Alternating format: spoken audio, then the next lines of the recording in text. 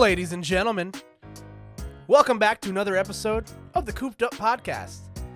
The podcast that oddly misses continental breakfast more than I thought I would. Odd. As always, folks, my name is Koopa, and each week I sit down with one of my friends and we talk about all the happenings of pop culture and how we're keeping ourselves busy in these trying times.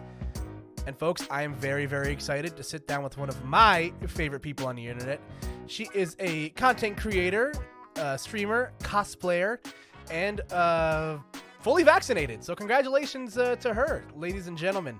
Please join me in giving a warm Koop'd welcome to my very talented and wonderful friends, Annjelife. Ange, hello.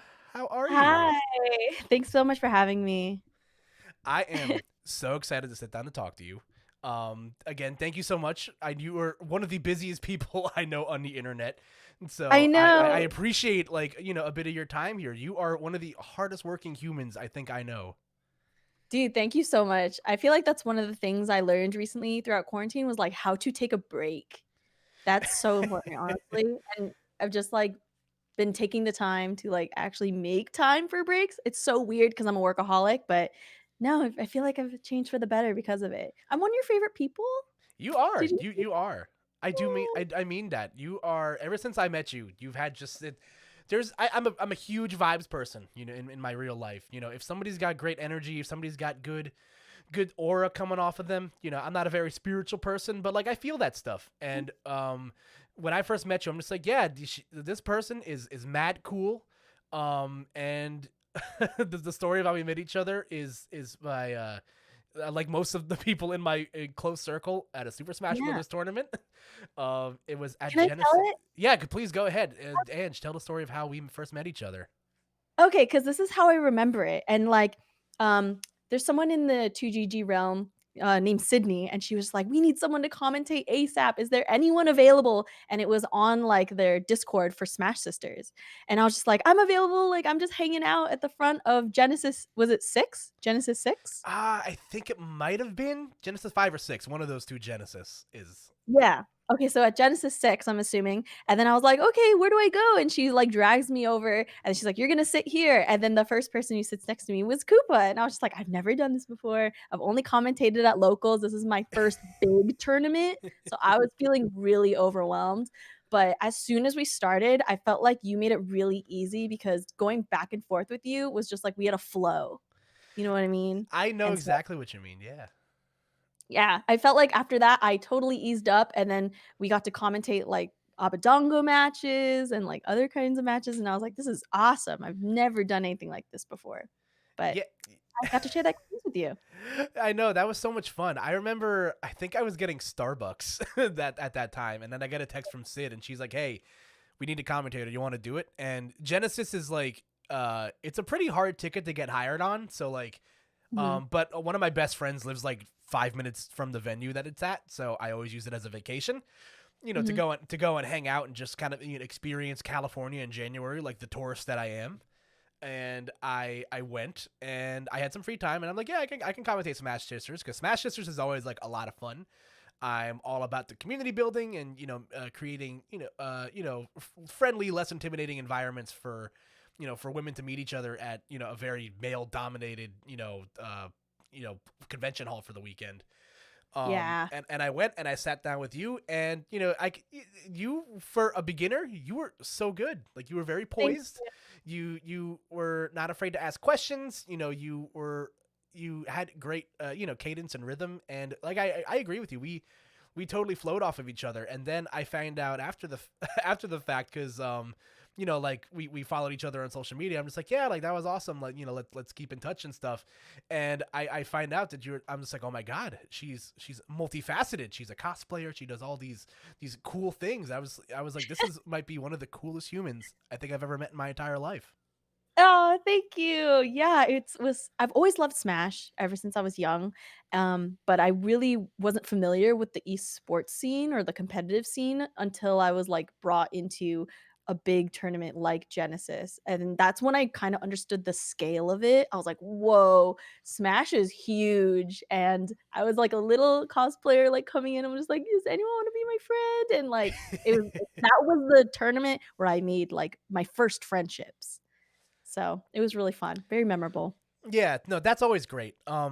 I have forged so many, powerful friendships in convention halls at like 3 a.m. after we're all maybe a few drinks too deep, and it's always fun. I have so many memories of Genesis. It's always one of my favorite events to go to, and I can't wait to go back. Whenever things become safe and well again. But you touched on something that I wanted to talk about, because you are, like I said, you are so multifaceted. You cover a lot of different bases here on the internet. So Yeah. I guess, well, I want, and this is also a learning experience for me, because I'm also curious, to know, to get to talk to more of my friends and kind of pick their brains a bit. So let's how what do you remember your earliest memory of, like, playing video games and like really like full committing to like all like the nerdy stuff that comes with it? Yeah, I mean, I grew up in a family of 5 kids, so, the age differences were, like, really vast, but I was closest to my eldest brother, who was super into video games. So I just pretty much did whatever he did. So he started playing, MMORPGs, I would play with him, or if he got a Ooh. Nintendo 64, like, I would play with him. And some of my earliest memories were, like, playing N64, like, first Smash Bros. um, with him. So I feel like ever since then, I've just been playing those types of games, like fighting games. Never really got into shooters, but definitely was a Nintendo girl like from then on. I love Yeah. that. It's always so comforting to like hear like very similar experiences from like a lot of my friends, where like they have the one sibling that like really like ushers them in to all this Yeah. stuff, because my brother was my gateway drug to a lot of the things that I like now.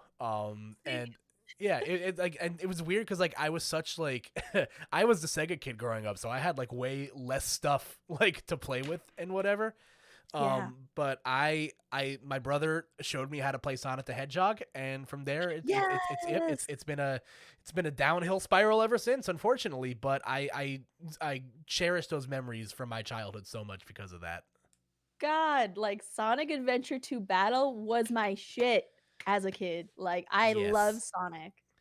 I know So that's like I'm so, anytime I can get someone to just like come on this podcast and talk about Sonic the Hedgehog. I know whenever my friends listen to this, they will start rolling their eyes, but I don't care. That's my guy. I love Sonic so much. I have vivid memories as a kid. I think one of the first games I got like with my own money was mhm. Sonic Adventure 2 Battle. And I just remember putting so many man hours into that game. It was so much fun. I mean, anyone in our age demographic has spent way too many hours in the Chow Garden. And this is once again me using my platform to beg Sega to make a Chow Garden app, please, for the love of God. Ooh, that's a really good idea. I'm so upset that they've never like thought of making a remake of that game just because so many people love it. I'm like, guys, this is free money. You should definitely make like Sonic Adventure 2 like just with better graphics or something. You know what? I get it. I totally understand why they don't, because Why? God forbid if it's bad, Sega will have no care. They'll have no legs left to stand on. It's kind of like Oh. it's kind of like if like I use Final Fantasy VII, like the remake, as an example, Yeah. because Square plays their hand very early, where they remake a lot of their early Final Fantasy games on next gen consoles. And everybody Mhm. for years was just like, all right, but like, when are they going to remake 7? Like, when are they going to break the glass and remake Final Fantasy 7? And then they finally Mhm. did it, and it was great. And now, lo and behold, Square Enix continues to print money. But then on the other side of the coin, you have something like the Snyder Cut, where like, Mm. there's so much hype surrounding it, and everybody is so excited for it. Like we finally get to see this movie like in its true artistic fashion in 4:3, aspect ratio, blah blah blah blah, and it's Yeah. just mediocre. So it's like I totally get like why Sega hasn't done that yet. Yeah. I am I gonna stop asking for it? Absolutely not, because I'm selfish and I need it in my life. But I understand why they won't do it? Yeah, I guess whatever. That makes a lot of sense. I never thought about it that way. I mean, the Snyder cut was so long. I'm just like thinking about, was it really that bad? And I'm just like, yeah, it wasn't great. So Yeah. I agree with you completely. I did the crazy thing with the Snyder Cut, where I podcasted about it on a recent episode. So I actually watched both movies side to side with each other. Wow. Yeah, Wow. I put I needed to, because I hadn't seen the original Justice League. I actually watched it for the first time like last year when I got like laid off from my job, because I just heard it was so bad and I had like zero interest in seeing it because it was so bad. I wasn't gonna Yeah. spend money on it. So then it became free and I'm like, all right, bet, I'm there. And like I watched it over the summer and it was very lackluster. So I was like, yeah, all right, whatever. But to prepare for the Snyder Cut, I watched both movies like on the same screen next to each other just to like spot the differences, and like it's very night and day. And I think the Snyder Cut is definitely like the better version of the two movies, but like you can put lipstick on a pig, it's still a pig, unfortunately. So like it's whatever. This is why I'm a Marvel fan, and it's fine. I'll live. I got plenty to eat. Yeah. Oh my God. I want to go into a whole tangent about WandaVision at the end of this podcast, Ooh, but yes. love Well, love ooh, WandaVision. we'll stick a pin in that and come back to that later. Okay. But I love your taste in video games, obviously. Do you have some others? What were some other games that you enjoyed in your childhood that kind of formed, you know, kind of like, because I, as a Sonic fan, I feel like a lot of my personality is like based around Sonic the Hedgehog, unfortunately, and fortunately. I told the story on an earlier podcast, but I remember in the 5th grade I got like deathly sick with the flu and like pneumonia at the same time. Oh. Yeah, so I was in the hospital for like a week, and my class sent me like, they like wrote me cards and stuff, and in all the cards they like drew me next to Sonic the Hedgehog, and I was like, oh, like these people know me so well. They know that I am obsessed with an anthropomorphic hedgehog that wears sneakers, and like I felt very Oh. seen. That's so wholesome though, that your friends would do something like that for you while you were sick. I'm sure, like, even to this day you remember it. So it's very wholesome. Yeah, no, it sticks with me a lot. Every time you bring about like what some of your childhood games that influenced you, I just keep going on this tangent about like Sonic the Hedgehog, just how much it meant to me as a kid, because it really brought me close to my younger sister who is much younger than me. And so I feel like it just sparked a lot of creativity in myself, especially like with cosplay later on. One of my first cosplays was Amy Rose. So Oh, I that's feel like, awesome. yeah, and it really built like a lot of friendships as I was growing up as well. So I had like a Sonic skin on my GameCube growing up. So whenever I played like Melee or something, I'd come in with my Sonic GameCube and that would spark a conversation. So I feel like that, as well as like World of Warcraft, were my two like roots in terms of video games. I love that so much. Yeah. Like, cause it's always the joke with like, you know, people that enjoy Sonic the Hedgehog in any capacity. It's like they all own the same shirt, the same hat. They all have the same like race car bed sheets. And I'm here to confirm that it is indeed true. It's real. And you took it a step further by, you know, with the Amy cosplay. And I love Amy Rose so much. She is been a deep cut Smash ask for me for a long time. I so desperately want another Sonic rep in Smash. And I want it to be Amy, and I wanted, I needed, Really? I needed to be Amy, because that means we'll get a Team Rose remix in Smash from Sonic Heroes, which is like one of like my favorite songs ever. Me too. Oh my god, just any music from Sonic Heroes, like I'm all for it. So I've always wanted it to be Shadow. I think Shadow and Lloyd Irving from Tales of Symphonia have been my two, like, I wish they were in Smash. I think Lloyd still might have a chance. There's possibility for that. I've already resigned hope on Shadow, and I kind of don't want it because he's gonna be cooler than Sonic, and I don't know if I'm ready to die on that hill. I can't do that. He would like redeem it would redeem like the Sonic series like in the game, because I feel like a lot of people don't like Sonic in Smash, so I feel like it would make the series cool in the game. I hope so. Anything, please. If it means involving Shadow with a gun, then it's fine. Like, Oh my god, I didn't even think about that. He I've would totally have done. I think if they put him in with the gun, I want it to be the Omo Chow gun from Shadow the Hedgehog, because that weapon is so like absurd. Like, it wouldn't be like just a regular pistol like Bayonetta's neutral B or anything. No, I just want it to be the Omo Chow gun, because fuck Omo Chow, and that weapon is hilarious. I just need it in my life. What's up with this whole thing of everyone hating Omo Chow? Like, Omo Chow's cute. Do He's yourself adorable. listen. I want you to do me a favor after this, Ange. I want you to Google Sonic the Hedgehog Omo Chow edition, and Oh I want you no. and I want you to just watch it. There's no context, just watch it. It's so funny. Oh no. It's one of my favorite like viral videos on the internet. I think at one point I think the Game Grumps played it, which is why it like blew up in like popularity. But yeah, just watch it. You'll understand. You'll get it. You'll get it. That's so great. Okay, I'll definitely check it out. So we mentioned it at the top. So you are a cosplayer, and I love cosplay because, and this is partially, the warmer weather. We're starting to get into springtime and stuff like that, and it just makes me so nostalgic for con season. Because I love conventions so much. They were my first love, and we can talk more about that in a bit. But what is your how did you get interested in cosplay? Because I always love hearing how people like, start with this. Oh, I love this origin story. We've reiterated this in a few interviews, so I feel like I've gotten really good at telling it of like how I got started in cosplay. But essentially in high school, we would have like a Halloween contest every year, and Ooh. me and my like two friends, like my two best friends, we would do like trio costumes that like fit a certain series every year. So like the first year we were like Snap Crackle and Pop, and then the second year we were like Ashley Theme Rock, and then senior year came around and I was like, guys, all right, let's do it again. We're gonna make another cool trio cosplay. And they're just like, we don't want to do it this year. And I was like, what? This is like our tradition. Come on. And then they were like, no, we don't want to. And I was like, okay, I'm gonna do something on my own this year. And around that time, that's when Legend of Korra came out. So I was like, Ooh. I haven't seen anyone make this on the internet yet. Like, I really want to make this, but I don't know how to sew. So I just like went into my garage and got like a hot glue gun and just like hot glued the whole thing together. And I came to school with like a Legend of Korra cosplay, and like everyone loved it. And I like won the contest that year. And I was just like, this is so awesome. I have to photograph this. So a friend of mine in like my I guess it's like I forgot what it's called in high school, but it's like the class where you like record videos Oh, for like I the guess like AV club or something. yeah, Like something yearbook club.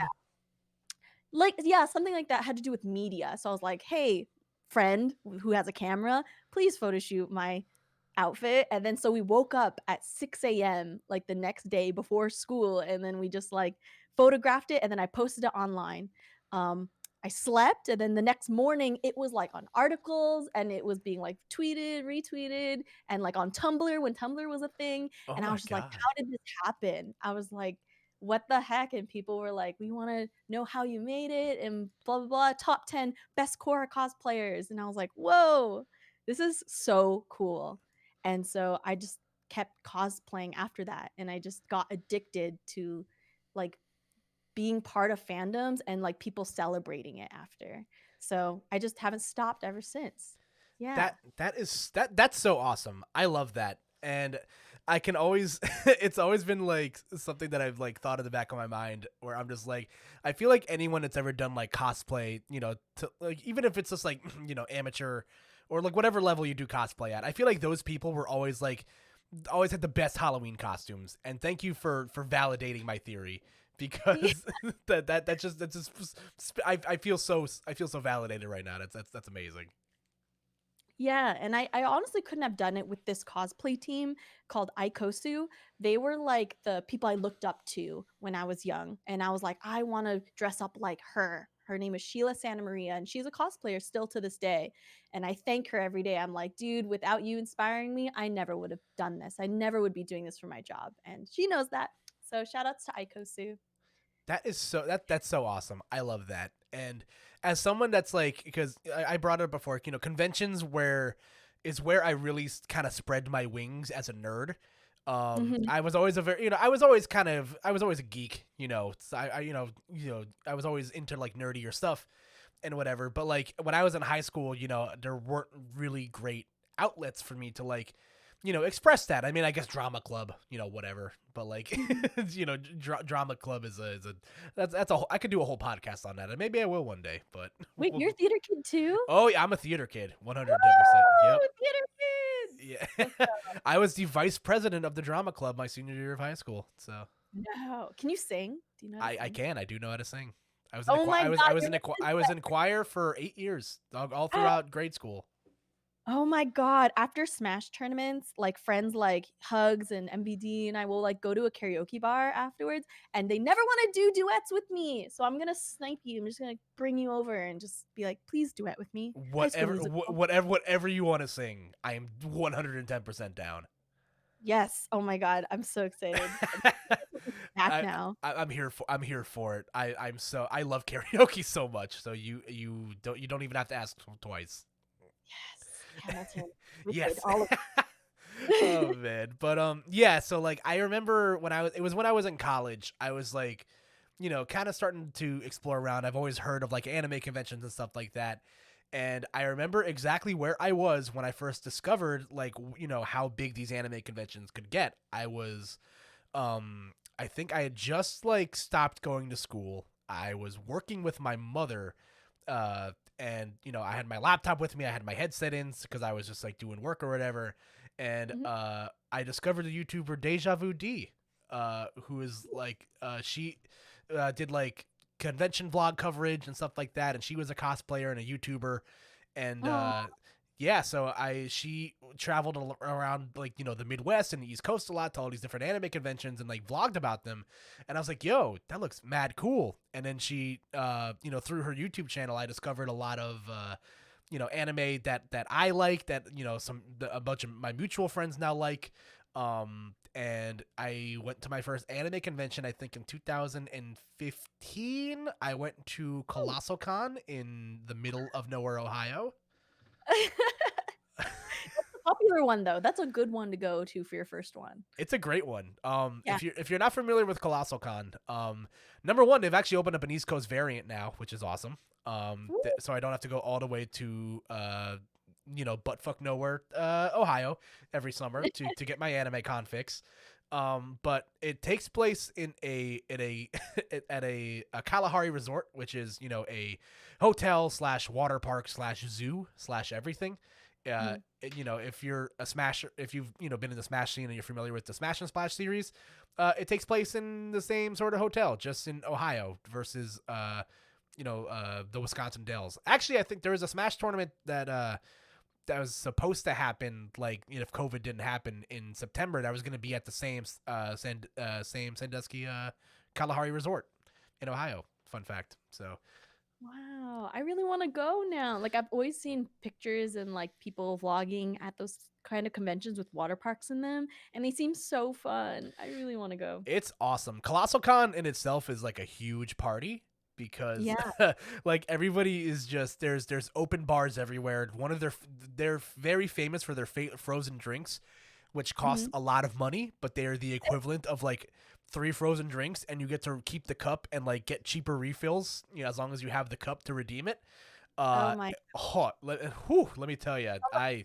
yeah, 22-year-old me was thriving. 26-year-old me would get a headache and immediately go to bed. So yeah, I That's am. like yeah. I'm an old person now. I feel Yeah, like I'm like old soul. I just get tired nowadays. yeah, It's good. no, I get so tired. That's why I'm dreading going back to cons whenever they eventually come back. But yeah, Colossal Con is such a great time. And it's where I really like got to see like real cosplayers for the first time. Like people that have that I just love watching the end product of like hard work that people put Mhm. into their costumes. It is absolutely amazing.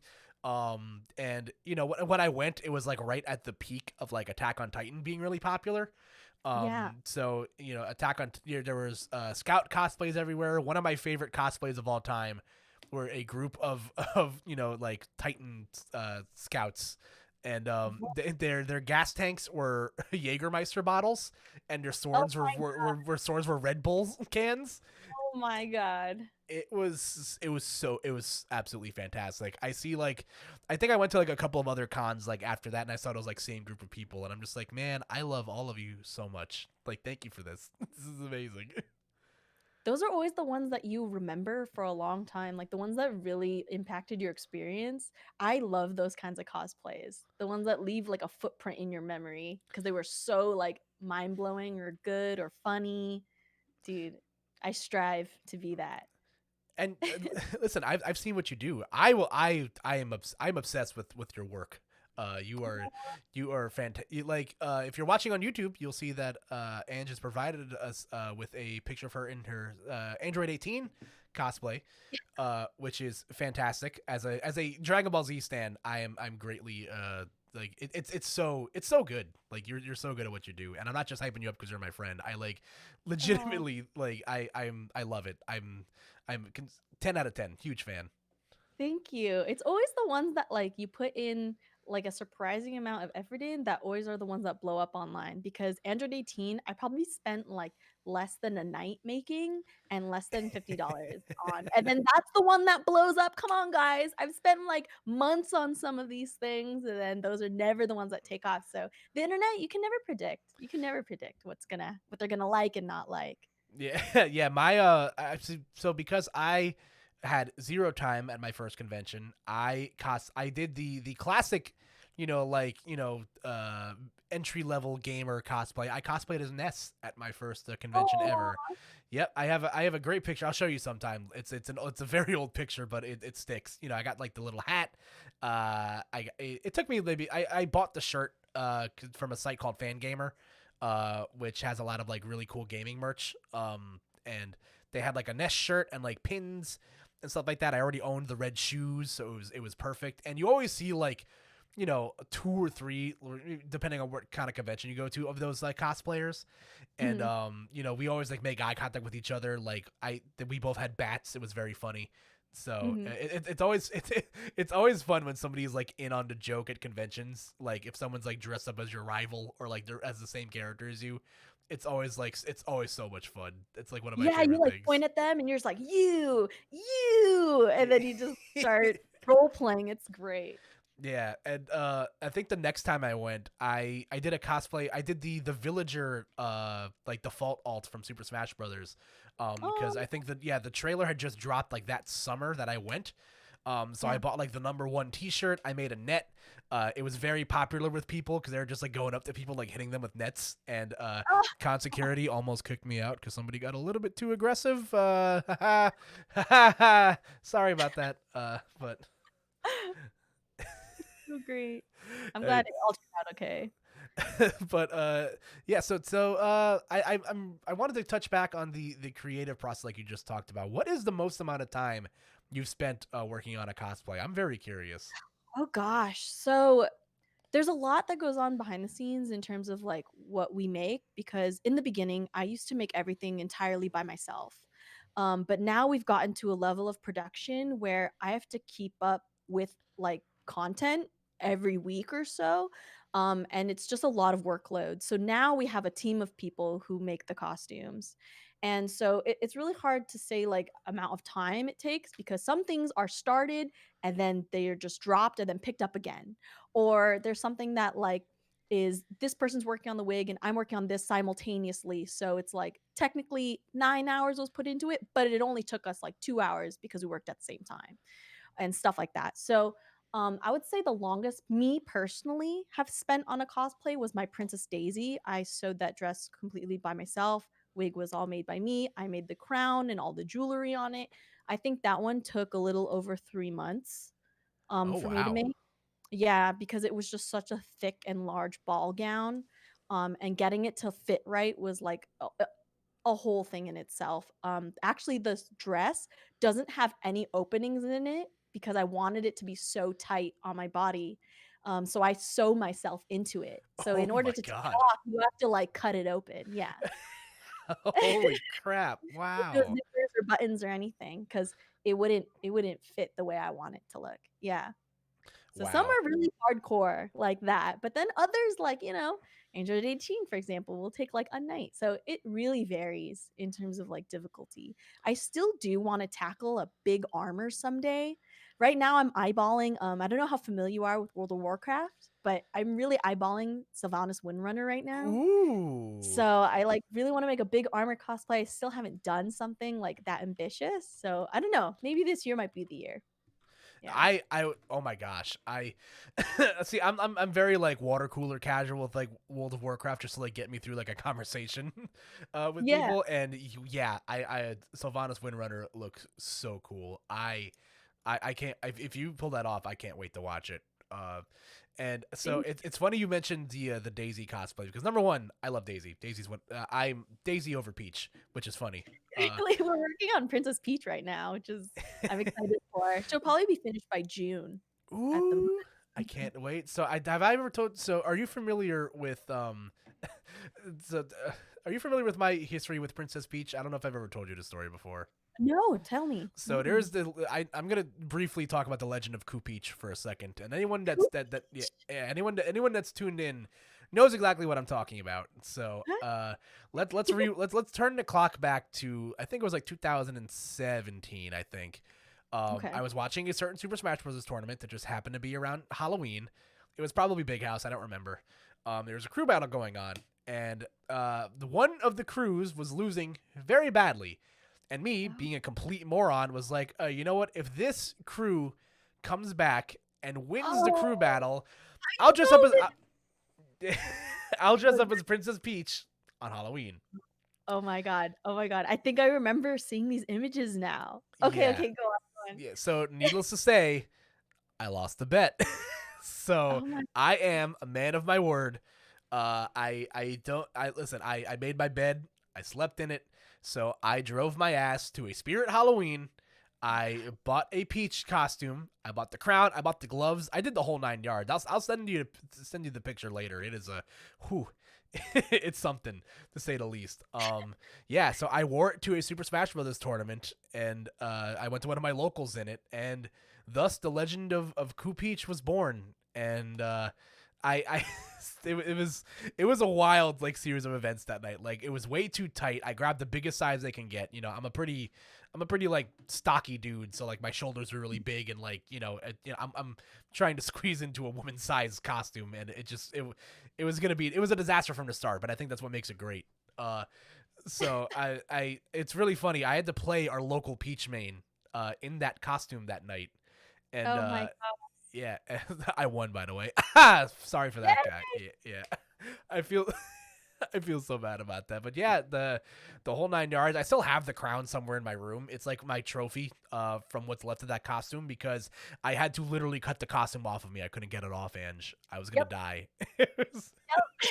Dude, I'm getting Samantha flashbacks when we dressed Sam Sora as Princess Peach. Yes. Some um, flashbacks, dude. We made him fake boobs. It was great. That's amazing. I would love see I am I'm very comfortable with who I am as a person. I am totally down to like be cosplaydified as like a proper Princess Peach at a convention one day. I would this is me promising myself that I'll do that one day because I think I'm confident. I think I can rock a dress. I've proven I can rock a dress kinda. So Wow. maybe I need to see that. It will have before and afters, like, previous Coop'd and then, current Coop'd. yes. I we'll talk. We'll workshop. That'll be fun. But but yeah. So that is the legend of Koop'd, and so I'll follow up the longest question by asking you what's one of your favorite cosplays that you've ever done personally. Ooh, that's so hard. People always ask me this, and I love every costume I make for different reasons because I have to connect to the character in order to cosplay them. Like, I don't just pick some random thing off the internet and I'm like, yeah, that's next. I have to like really bond with it in a way because you spend so many hours on it after that. I would say Princess Daisy does have a place in my heart because it was like my first big project. And at the time, I did not have the resources I do now. So it was quite literally blood, sweat, and tears went into that costume because I just Oh. didn't have the means. Like, I would be working on it on like my bedroom floor, which was like a closet essentially. And so a lot of work went into that, but I think my favorite to this day is Banjo-Kazooie, just because I was so impressed with my skill set at the time. Like, I started and finished that cosplay in the span of 2 days, and I was Oh so wow. impressed with myself. Yeah, because Sakurai came out with the announcement of Banjo-Kazooie on September 6th, and then I came out with final pictures of the costume on September 8th. And I was like, "Dang, I made that. Ooh." And so I loved it. And luckily everyone received it really well, like, it was all over, and Mango, like, even on his stream was like, "Oh, yeah, Ange, like, the banjo girl," and I was like, "Sweet, Mango knows who I am, woo!" I'm Banjo Girl. Woo! That is so Uh, cool. And I love that costume so much too. As again, as a child of the '90s, Banjo Kazooie was a game that was probably I borrowed a couple times from Blockbuster because yes, spoiler alert. Once again, I'm that old. Um, but yeah, that costume was so awesome because Thank you. again, it's you don't see many people that cosplay Banjo Kazooie like that. At least not at the time because really weren't popular in the zeitgeist. But I love that costume so much, and the fact that knowing now that it took you only like a couple of days to make that, like I salute you. That's fantastic. Thank you so much. It, like, really hit me when Rareware hit me up, and they were just like, "This is great," and then they put, like, little heart emojis, and I'm just like, "Yay!" That's when I was like, "Dad, look!" And, like, I never show my parents my cosplays, so that was, like, one of the first times where I'm just like, "Look." So when we get Banjo 3E, everybody say thank you, Ange, for Yeah. manifesting it. We're calling our shot right here. I don't care what you say. Maybe someday, ukulele never happened, so we're just gonna skip over that. I legitimately forgot about it until you just brought it up. Thank you. Yep. But I love that, and as someone that takes that, my parents know what I do, but like I don't really like go out of my way to like make them watch anything. But I remember when I got like my first big like commentary break. My I showed my parents, and for how parents are, they always think something's a hobby, blah blah blah blah blah, and until you make it. And at the time, I was like, only commentating as like a small time thing. I wasn't getting paid or anything, Yeah. but I got my first big break at of Genesis coming back up again at Genesis 3 back in like 2016, and I showed my parents, and I don't usually do that sort of thing. Yeah. And my parents were super excited for me. My dad downloaded the Twitch app, so like he loves to Big watch deal. me. Yeah, he loves to watch me commentate tournaments. So he's like one of like my biggest supporters. So that was Aw. awesome. So I look at us. Take that, parents. Take that, past us. Take past parents. It's like that Paul Rudd gif where he's like, "Look at us. Look at Yes. us." So good. Oh God, Paul Rudd, if you're watching this, please come on my podcast. Oh my gosh, yeah, that'd be so cool. Oh my God, I like that. I say this a lot as a joke. If anybody in the Marvel Cinematic Universe caught wind of my podcast and wanted to talk to me, I would just shit on the floor. Like, No, okay, well, that might, have make them have second thoughts, like, "Oh, I don't want him doing that," yeah, so no, that's true. Forget that.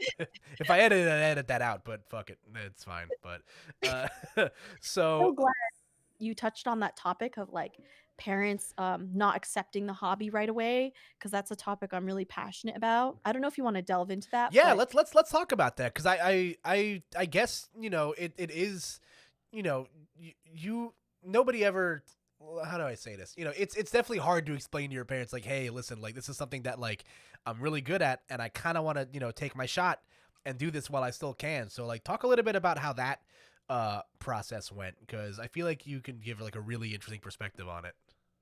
yeah, I love preaching about it and being the example, of, like, the success side of it, fighting that battle against people who don't think that you will be anything or that this is a waste of time.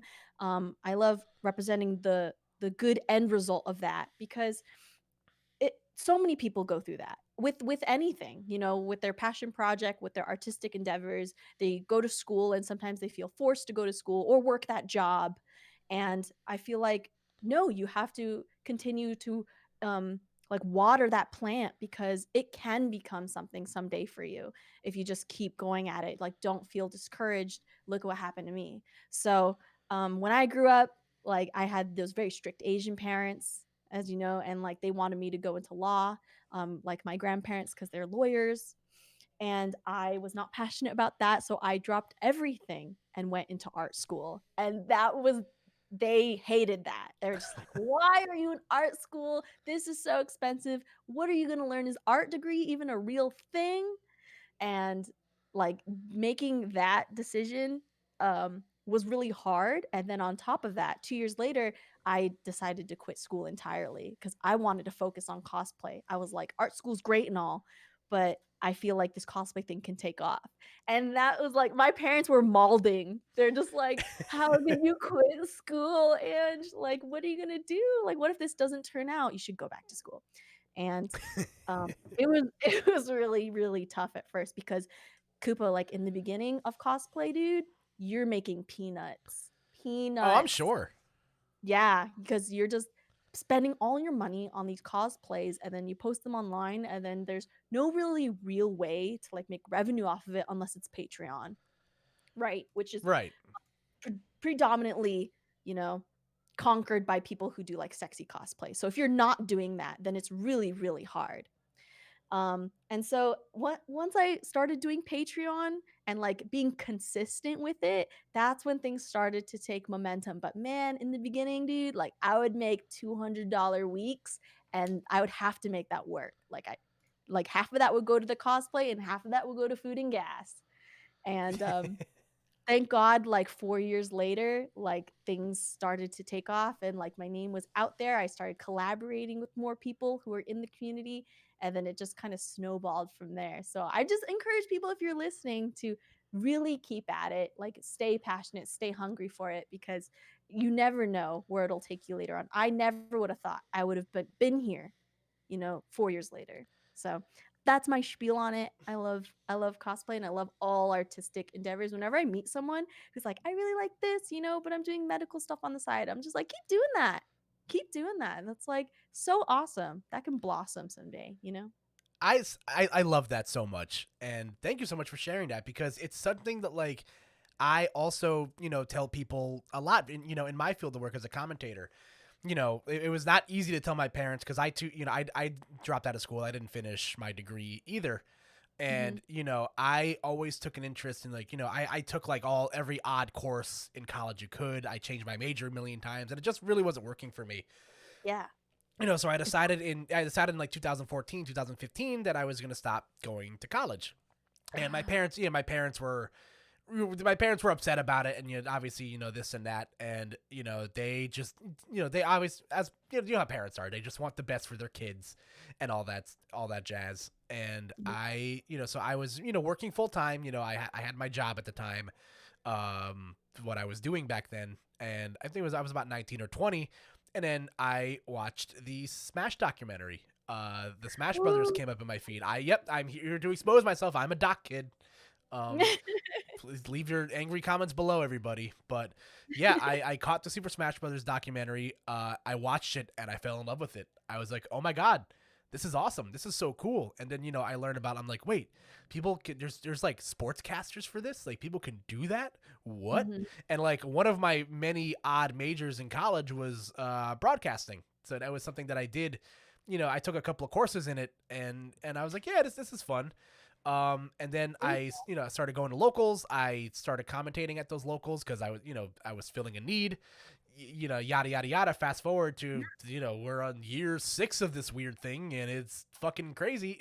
And, I'm at a point now where like, I make decent side money, doing that. And I always preach the same, gospel that you do. I tell people that listen, if you're doing this, but you're also, you're a medical student, you're working full time, you're doing that, keep doing that hobby, keep having that interest because eventually it could turn into something cool. And, I obviously, I love my day job. I love, doing what I do. And I would love one day to maybe turn what I do into, a full-time gig. And it's when I hear stories of like what you did, that just inspires me even more to just, keep trucking for, maybe someday, it will be my time. Yeah. Oh my God, I love that. And it's like, it's so refreshing to hear people be optimistic about it because sometimes when I encourage people to pursue it, they're just like, no, like, I don't know if it'll make money and like, I don't know if I'll be popular. And it's like, don't do it for those things. Like, do it because you love it. And all those things truly follow. It sounds so cheesy, but it's so true. It follows. Yeah. Yeah. You just have to be consistent and loud about it.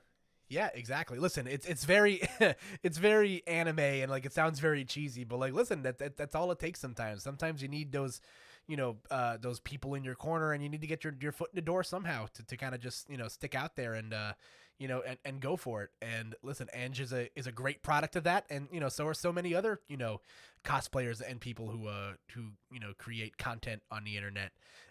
So I love that. And like I mentioned before, we are encroaching on what would normally be con season. So Ange, do you remember the first convention you ever went to? Yeah. Oh my god. I feel like I spoiled or like ruined it for myself in a way because there's so many kinds of conventions, like small hotel ones and like ones that are in parks sometimes. But I went ahead and went to Anime Expo 2012 for my first con. So now I feel like anything smaller than that is just like subpar. And I'm like, dang, wanted that one for my first one, but it was really great. I brought my Korra cosplay that I mentioned before, and I like connected with Avatar people when I went, and everyone was so kind, and I got to meet some idols of mine, and I was like addicted to the con scene after that. I couldn't sleep the night before because I was so excited, and oh my god. I I feel love that. like that's gonna be me when they open up again. Yes, I cannot. I am so excited to eventually go to anime conventions again. It'll be the last place I want to go until I get fully vaccinated because, listen, the con plague does not just exist in a Smash scape. I have gotten so deathly sick after conventions sometimes because, Lord, whew, Oh, some of you, no. yeah, it happens. But I've started getting better at bringing vitamin C and hand sanitizer when I go places. So, Yeah. Just stay wary of the people with the free hug signs. oh my god! I literally I just felt the chill go down my spine when you just said that. Cringe. There's always literally it's like clockwork. You walk into a convention hall, you see people that are like wearing, it's funny when people do it like in cosplay, like if it's like part of the character or whatever. Like, I don't know, like if I saw like an Olaf cosplayer like holding around a sign that said free hugs, I'd be like, yeah, that tracks. Like that makes sense. Like that makes sense in my brain. But like it's always like day 3 of the convention. It's like 12 o'clock on a Sunday. You see this guy that's probably just there with his sister or like his family's on vacation, and Yeah. it's walking around with a cardboard box that like shittily says free hugs on it. I'm just like, man, like what are we doing here? Come on, like you're not fooling anybody. I think the only other cosplay that can pull it off besides Olaf is like Deadpool, and that's it. Yes, Anyone Deadpool. else? Do not approach. Yeah, Deadpool cosplayers are like they're like the wild card in Uno, like when it comes to like cosplayer, because a Deadpool cosplayer can do anything. One of my favorite cosplays of all time was a Deadpool cosplayer cosplaying as Ash Ketchum. It was one of the Oh, funniest things I've ever seen. was it D Pity? I'm trying to think Oh, back maybe. I'm trying to at it. think. I think I saw this at Colossal Con or one of those like big conventions, but like it was so I was just like, this is so fucking funny. I love this. Yeah. And like it's always fun for me. Like what I miss the most about conventions personally is I miss like seeing what's popular like in the right now, because you even mentioned that with what you do with your cosplays, you have to constantly keep up with the new media, to Mhm. to capitalize on the hype. And I feel like we've lost a lot of that with conventions being gone for the last year. We haven't gotten to cash. I think like it was like November of like 2019. I think I went to an anime convention in New York City, and like Demon Slayer was just freshly new, so like I caught the Demon Slayer hype.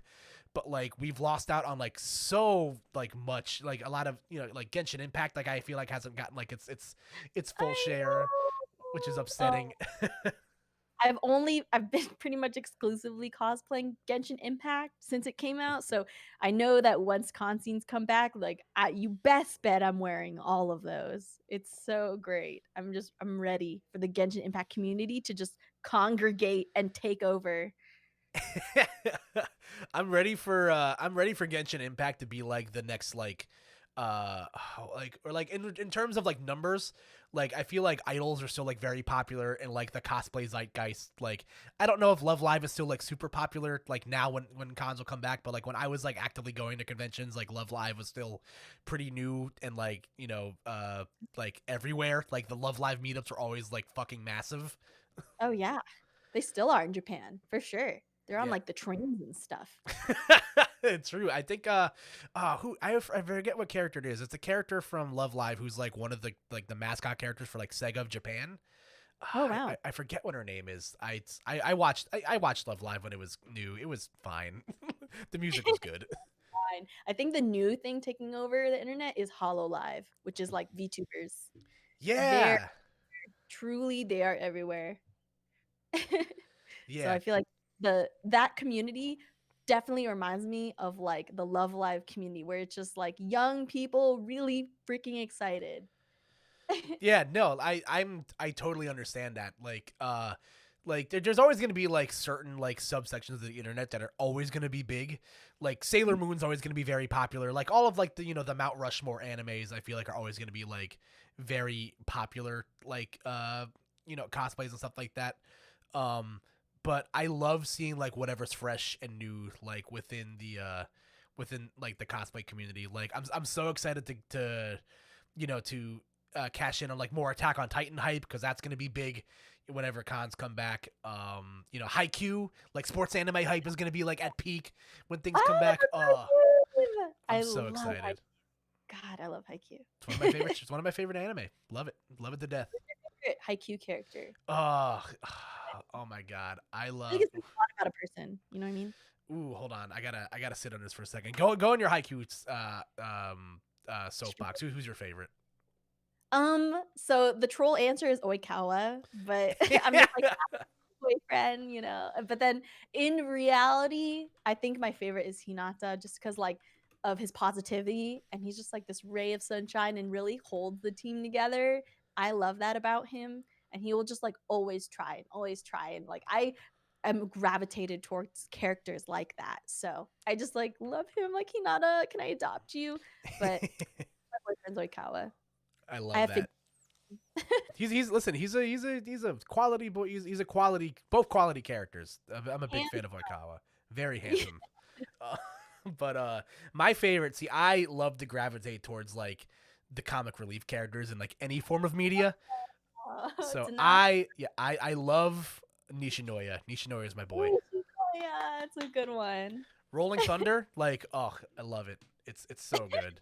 It gets me going. Like I used to hate sports anime, but then once I discovered sports anime because I watch sports in real life, so like I feel like crossing like church and state was gonna be weird.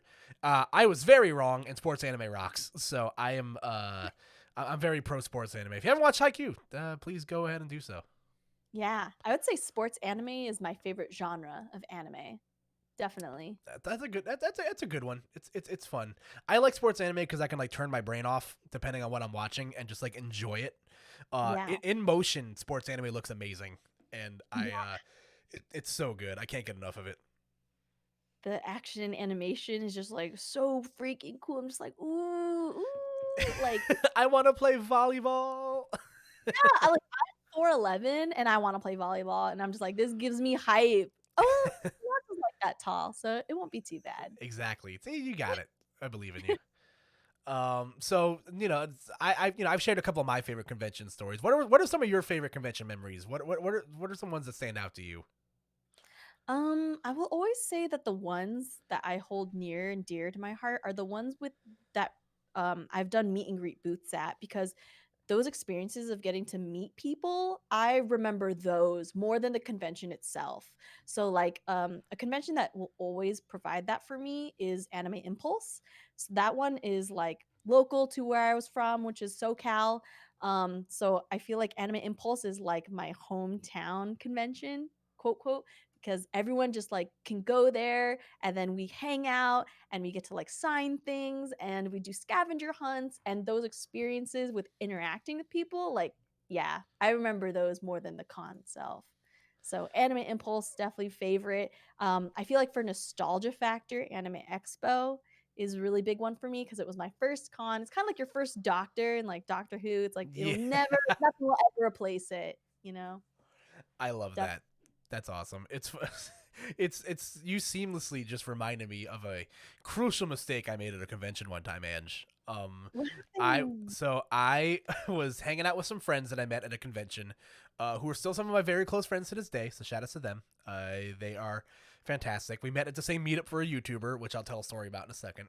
But Mhm. I was hanging out with some friends, and I had been removed from a lot of like nerd subculture for a while, so I wasn't like super familiar with Doctor Who, and even to this day, that's a kind of a blind spot on my nerd card. So there was a person that I was talking to, and we were just kind of chatting it up. I think he was trying to hit on my friend, but I was being a good friend and not leaving because free hugs, guy. Remember, uh, Oh, but no. I was talking to one of my friends, and this guy, I forget what it was. It was a doctor that dressed like eerily similar to Phoenix Wright. I don't remember what doctor it is, but he had like a blue suit with like pinstripes on it and like sneakers and like Oh, um probably the 10th Doctor. This is the only one with the suit and pinstripes. that Yeah. tracks. Yeah. I'll do a quick Google search while I tell the story, Okay. but yeah, so like yep, oh yeah, it was this guy. So I go up to this guy. I'm just like, hey man, are you Phoenix Wright? And he's like, Oh, no. he lets out this deep sigh, and he's just like, no. And I'm just like, all right, my bad, man. I'm gonna go somewhere else. Aw, that happens, that's a real thing, okay? Yeah, listen. I wore a kigurumi on the last day of a convention because one, it was comfortable, and two, I think I forgot to pack a pair of pants to wear that day. So I was just like, let me just wear my pajamas all day. And Oh my god. yes, it's a traveling nightmare. Whew. But I was walking around, and some guy asked me if I was the bad guy from Dig Dug, and I said yes, I'm a bad guy from Dig Dug. Uh, That's so fabulous. Oh my god. As soon as you told me that Doctor Who story, I was like, "Oh man." At Comic-Con, we were dressed as FNAF, which is Five Nights at Freddy's. yes. We were dressed in like made versions of Five Nights at Freddy's, and everyone thought we were Evolutions. And I was Oh just no! I'm like, "No, I'm not Jolteon. No, she's not Flareon." And I was just, like, so sick of it by the end of the day. So it happens, even to, like, "professionals," quote, quote.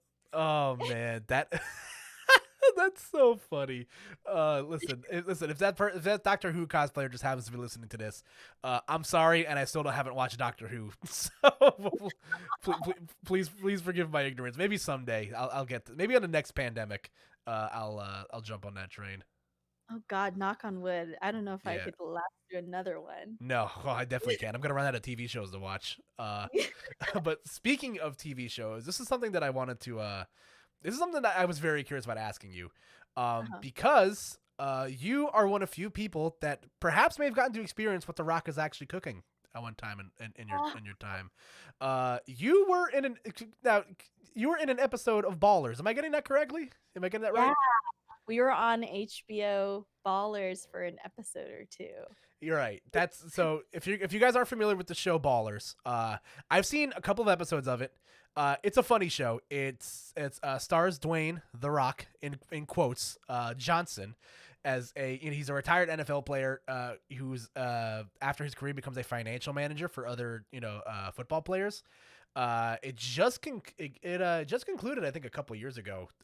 It wrapped its fifth season in 2019, and the last season of the show focuses entirely on esports, which I did not know until I was like researching the show, for the podcast purposes. So talk a little bit about how it was like being on the set of a literal television show, because that is so fucking cool. Yeah, it was a really fun experience, and I couldn't have gotten that opportunity without two essential people. One of them was Mel, which is our friend from Riot.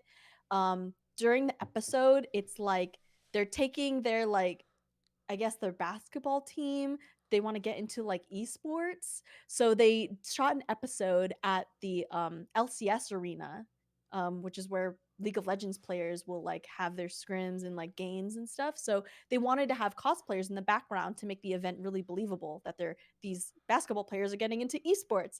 So Mel hits us up and she's like, "Hey, do you want to bring in your Caitlyn cosplay from League of Legends?" And I was like, "Sure." Um, and then the other essential part of that was CLG because I was very closely tied with Counter Logic Gaming at the time, and so they were the ones who actually like paid us to come on. Riot was just the connection, but CLG is the one who paid us to come on. Ooh. And So I was like, okay, cool. Like, I charge this much for my time. My costumes are already made, so no material cost or anything. And so we're able to go on the show.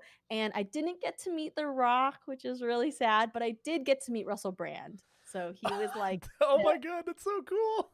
yeah, he was like one of the characters in the episode, and it was such like an awkward meeting. If I can like go into it, he was like Please sitting. go right ahead.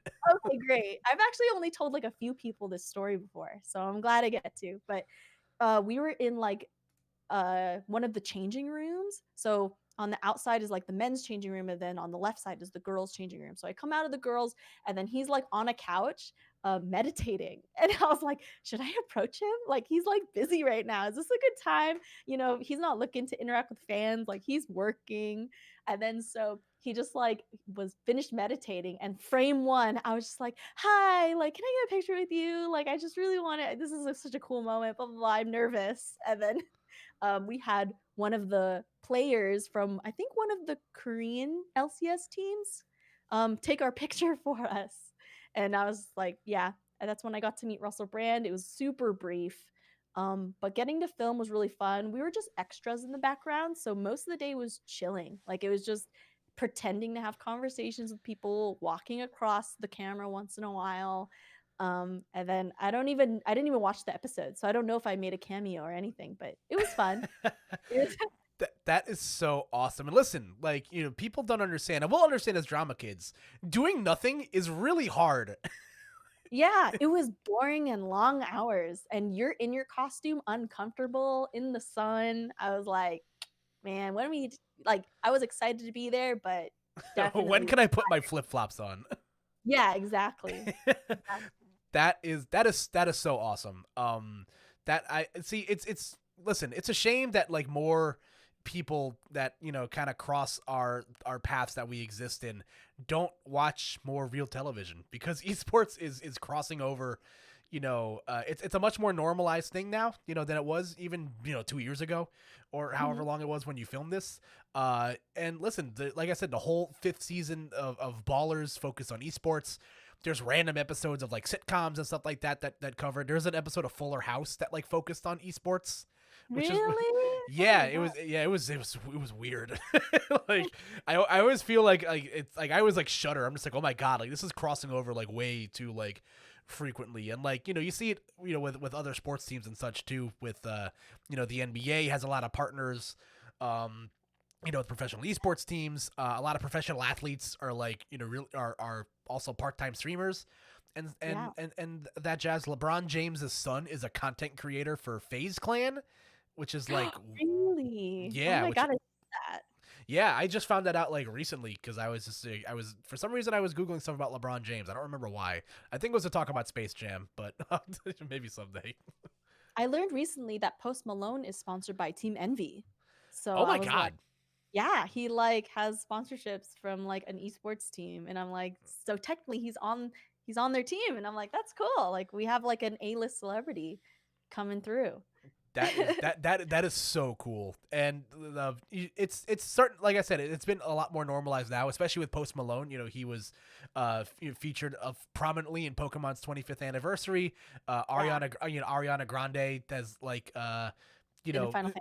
yeah, she's been in Final Fantasy, which is wild.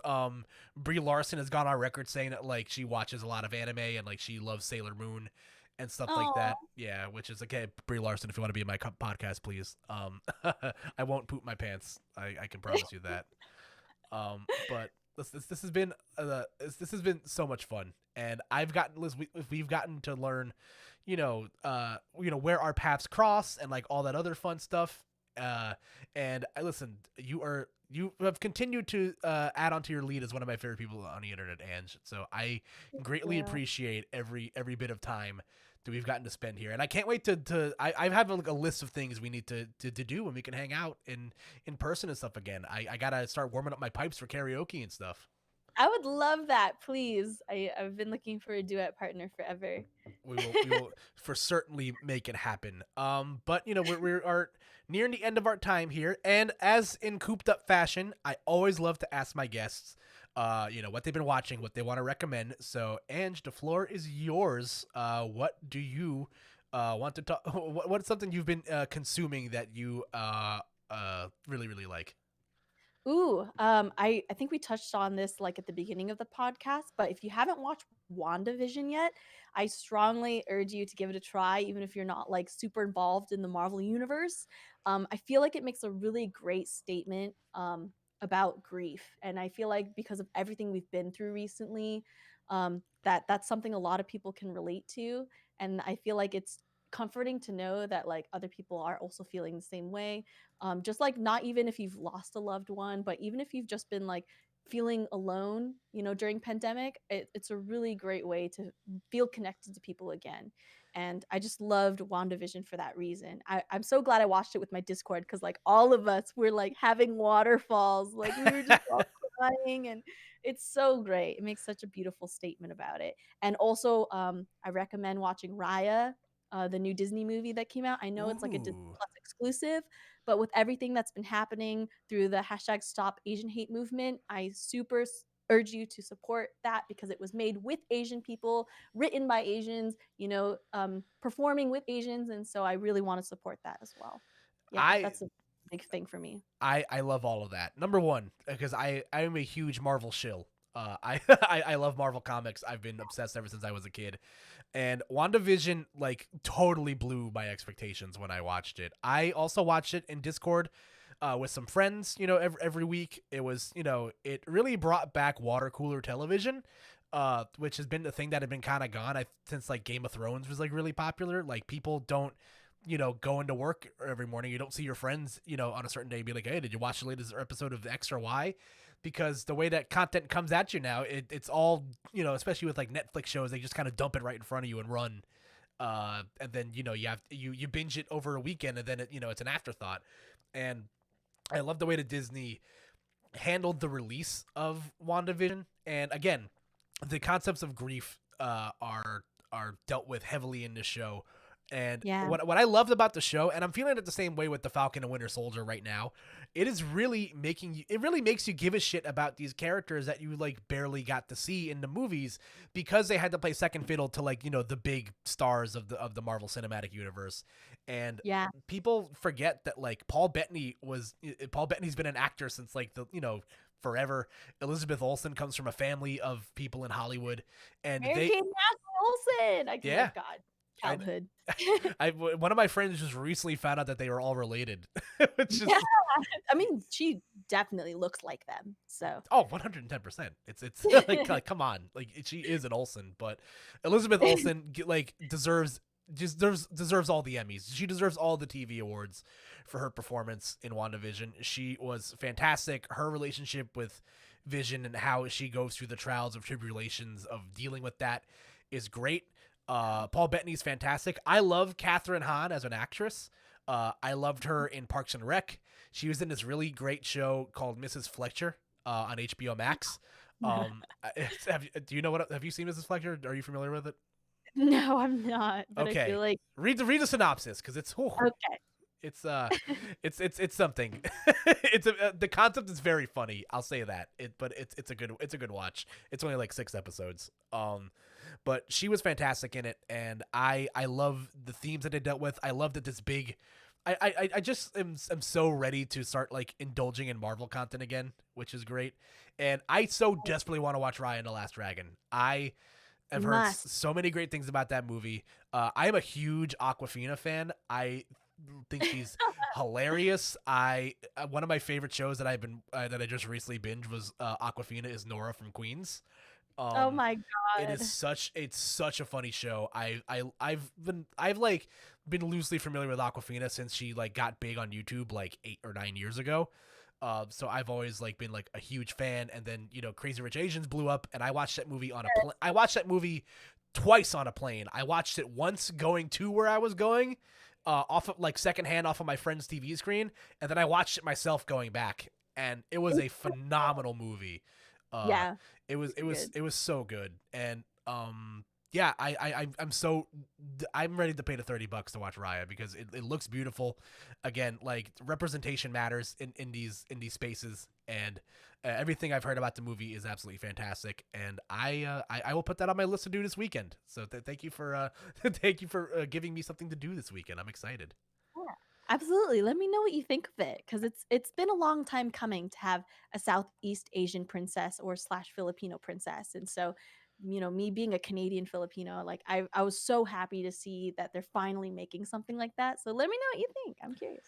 I absolutely will. And on my closing part, I will recommend to you, the people, once again, I've been watching two shows. I just finished I watched a movie over the weekend that I really liked, and it's very fitting because two of the main actors in this movie are also prominently featured in the two MCU shows that are out right now.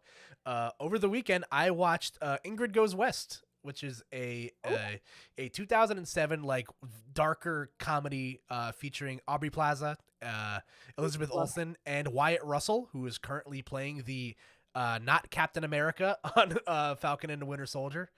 Um, I love all those people. yeah, is a fantastic movie. Aubrey Plaza plays a girl named Ingrid who is like losing her mind and like moves out west with trust fund money to like become best friends with Instagram influencer Elizabeth Olsen, and Oh my god. yeah, and shenanigans ensue. Aubrey Plaza is too good at playing crazy. It is like it like this movie made me so uncomfortable multiple times, but I think that was the purpose, and it was so funny. Dude, I'm ready. Yeah, it's on Hulu. I highly recommend everybody watch it. I've been trying to find this to watch this movie for weeks because again, Elizabeth Olsen, fantastic actress, and she's great in everything she touches. This movie, it's a fun watch, and yeah, Aubrey Plaza is great. There's a great like scene from like the red carpet for when this movie was premiering, where Aubrey Plaza and Elizabeth Olsen showed up on the red carpet wearing the same dress, and Oh my god. yeah, Aubrey Plaza plays it off like a coincidence, and Elizabeth Olsen is just like, no, she's crazy. Like she did this on purpose. So that's a movie. I recommend everyone watch that. Again, it's on Hulu. It's only like a couple. It's like an hour and like change. It's not that. It's doable on a Saturday night. What's Uh, it called again? Ingrid Goes West.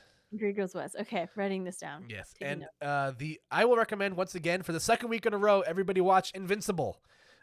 Invincible is an animated comic book show adapted from the comic book from the creator of The Walking Dead. If you're familiar, Oh, yeah, it's oh, is it a zombie thing? no, it's not. There are instances where like you can see where the Walking Dead influences are. The show gets a little bit graphic sometimes, but Yeah. I think it's a great spin on like the animated like comic book genre because I feel like that genre gets a little too like safe and like comfy sometimes. Mm. So it's not necessarily I've the comic book shows that I've enjoyed like Justice League and like among other things have always been shows that I like, but like I like it when things kind of push the envelope a little bit. And Invincible is awesome. It's got 4 episodes out right now. It's only an 8 episode series, so you can definitely catch up and enjoy this next month of comic book content. It features a star-studded cast. It's got if you're familiar with The Walking Dead, it's got Stephen Yeun in it. Sandra Oh has a voice part. J.K. Simmons of everything is in it, and Gillian Jacobs, Jason Mantzoukas. If you're familiar with like Big Mouth or like Community, you'll recognize some of these people. It's a great show. It's on Amazon Prime, and I highly recommend it. Dude, I love all these recommendations. You have a very good taste in this sort of thing, so I trust you. Thank you. I feel validated in that not everything I watch is some things I watch are complete garbage, and I do it because I'm not afraid to watch bad things. Same, same. Like, go watch live action Mulan. It's not good, and I'm just like, bro, I'm down. Ooh, I'm down. I still gotta watch it because I heard it was bad, but I wasn't gonna pay $30 for it. I will watch it for free if it's bad. I think that's on Disney Plus or something too. So. Yeah, I know what I'm doing on Sunday. Uh, but Ange, once again, thank you so much for sitting down to talk with me. You are a treat.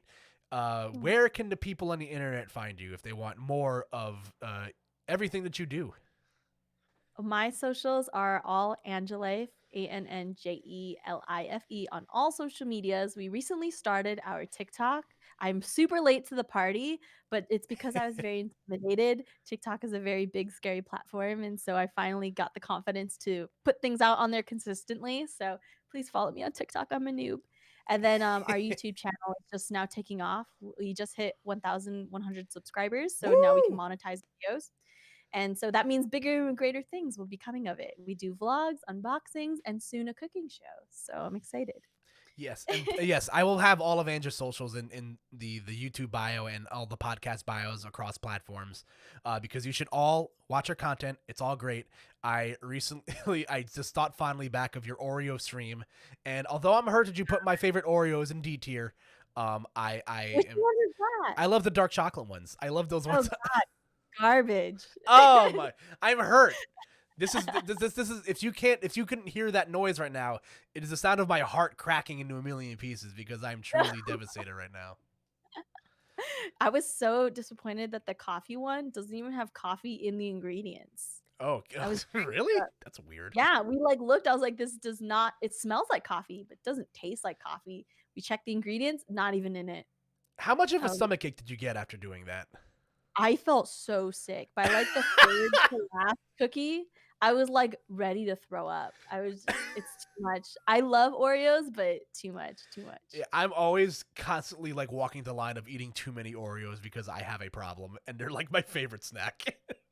Me too. I feel that. I don't know. I feel like, is this a phase or is this who I am now? We don't know. If it's a phase, I've been stuck in this phase for the last 20 years of my life. So, sorry. It's all downhill from here, Ange. I hate to break it to you. It's okay. I have a gym membership. It's fine. Woo! Oh man, I can't wait to get my second shot and back in the gym. But anyway, folks, as always, you can find me on the internet at Koopa NJ across platforms, Twitch, Twitter, and all the fun places you can find us. Follow the show on Twitter at Koop'd Send us questions. I like answering weird shit at koop'dpod@gmail.com. And listen, stay safe, stay humble, and we'll be catching you guys next week. Bye-bye. Thank you. Bye.